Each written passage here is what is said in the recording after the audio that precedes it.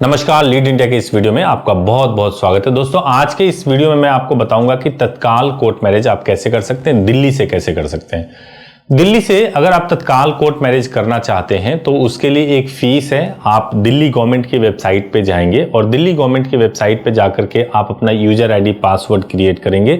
जैसे आप user ID password आप अपने आधार कार्ड या वोटर आईडी के माध्यम से क्रिएट कर लेते हैं, उसके बाद से आप वहां पे मैरिज रजिस्ट्रेशन के लिए जो जो इंफॉर्मेशन मांगे जाते हैं वो सारे इंफॉर्मेशन आप वहां पे उपलब्ध कराएंगे। ये जब इंफॉर्मेशन आप उपलब्ध करा देंगे उसके बाद से आपसे पूछा जाएगा कि आप इसको नॉर्मल तरीके से रजिस्टर्ड कराना चाहते हैं या तत्काल तरीके से कराना चाहते हैं। यदि आप नॉर्मल तरीके से कराना चाहते हैं तो आपको टोटल फीस 500 लगता है और यदि आप तत्काल तरीके से करना चाहते हैं तो टोटल फीस 1500 लगता है और इतना ही पे करके आप अपने मैरिज का रजिस्ट्रेशन करा सकते हैं। लेकिन यह जो प्रोसेस है ये उन लोगों के लिए फायदेमंद है जिनकी शादी पहले से अरेंज तरीके से हो चुकी है और उनको कोई जल्दबाजी नहीं है, आराम से मैरिज का रजिस्ट्रेशन कराना चाहते हैं तो कोर्ट का थोड़ा बहुत फीस पे करके और डॉक्यूमेंट्स रेडी करा करके तकरीबन 4000-5000 में इस प्रोसेस को करा सकते हैं। इस प्रोसेस को कराने में अगर आप किसी एक्सपर्ट की भी सहायता ले लें, हमारी सहायता भी ले लेते हैं तो 4-5 हजार में आपको अपॉइंटमेंट लेकर के दिया जा सकता है। बाकी आपको खुद करना होता है, अपॉइंटमेंट मिल जाएगा और आप अपने मैरिज का रजिस्ट्रेशन खुद करा सकते हैं।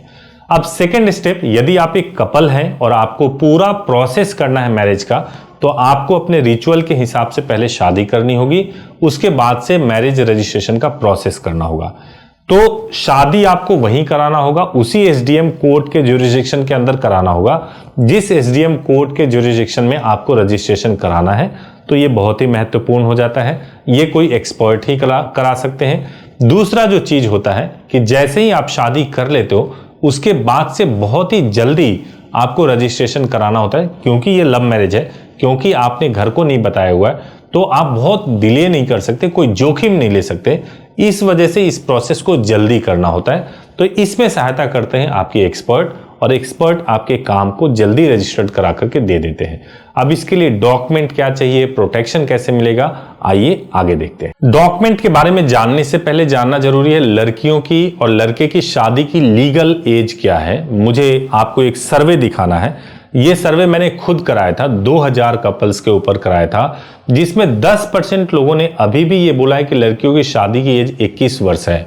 आप सोच के देखिए, लड़कियों की शादी की जो एज है वो 18 वर्ष, कंप्लीट 18 वर्ष होनी चाहिए।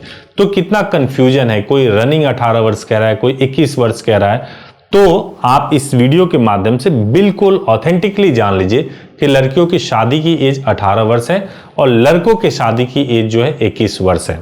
इसको प्रूफ करने के लिए आपको डॉक्यूमेंट की रिक्वायरमेंट होती है। डॉक्यूमेंट 10th की मार्कशीट या सर्टिफिकेट जिस पे भी डेट ऑफ बर्थ लिखा हुआ हो, अगर पढ़े लिखे नहीं हो तो बर्थ सर्टिफिकेट हो तो भी चल जाएगा। इसके अलावा आप दोनों का आधार कार्ड चाहिए और दोनों की आईडी प्रूफ चाहिए। डॉक्यूमेंट्स की कमी हो तो आप हेल्पलाइन नंबर पे बात कर लीजिए, हम गाइड कर देंगे। एक और इंपॉर्टेंट बात है कि जब भी आप शादी के लिए जाते हो तो विटनेस की भी रिक्वायरमेंट होती है। कहीं 2 विटनेस लगते हैं और कहीं 3 विटनेस लगते हैं। तो ये मैक्सिमम विटनेस लगते हैं। फैमिली से हो या ना हो इससे कोई फर्क नहीं पड़ता, किसी भी साइड से हो सकते हैं, लड़के या लड़की किसी भी साइड से हो सकते हैं, इससे भी कोई फर्क नहीं पड़ता।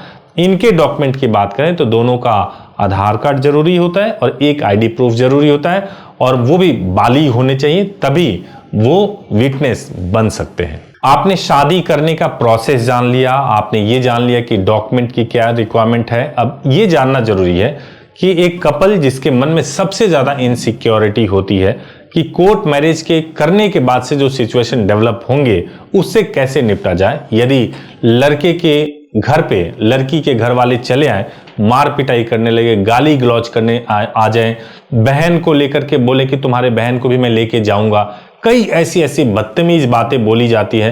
तो इन सिचुएशन से निपटने का तरीका ये है कि जब कभी भी आप कोर्ट मैरिज करते हो तो ये दिमाग में रखो, ध्यान में रखो कि कोर्ट मैरिज करने से आपको कोई रोक नहीं सकता, चूंकि आप बालिग हैं।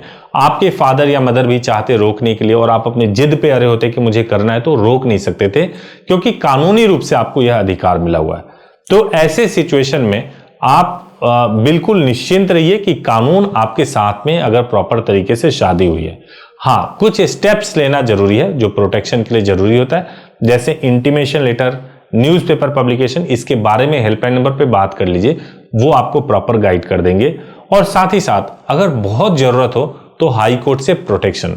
ये सारे स्टेप्स ऐसे हैं जो अगर आपने लिए तो मैं दावे के साथ कह सकता हूं कि कोई भी व्यक्ति कानूनी रूप से आपको टच भी नहीं कर सकता है और आपको किसी भी तरह की कोई समस्या नहीं होगी।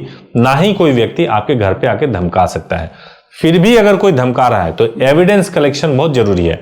अगर फोन पे धमका रहा है तो रिकॉर्डिंग करिए, अगर सामने से आके धमका रहा है तो वीडियो रिकॉर्डिंग कीजिए, क्योंकि वही आप दिखाएंगे एसपी ऑफिस में, थाने में कि यह व्यक्ति कैसे धमका रहा था। और एसपी ऑफिस और थाने वाले नहीं सुनेंगे तो हम कोर्ट में दिखाएंगे, क्योंकि हमारा डॉक्यूमेंट सही है, क्योंकि मैरिज सर्टिफिकेट सही है, तो कोई भी हमारा कुछ भी बिगाड़ नहीं सकता। उम्मीद है कि आपको वीडियो अच्छा लगा होगा। अगर आपको अच्छा लगा हो तो जरूर चैनल को सब्सक्राइब कीजिए, बेल आइकन प्रेस कीजिए।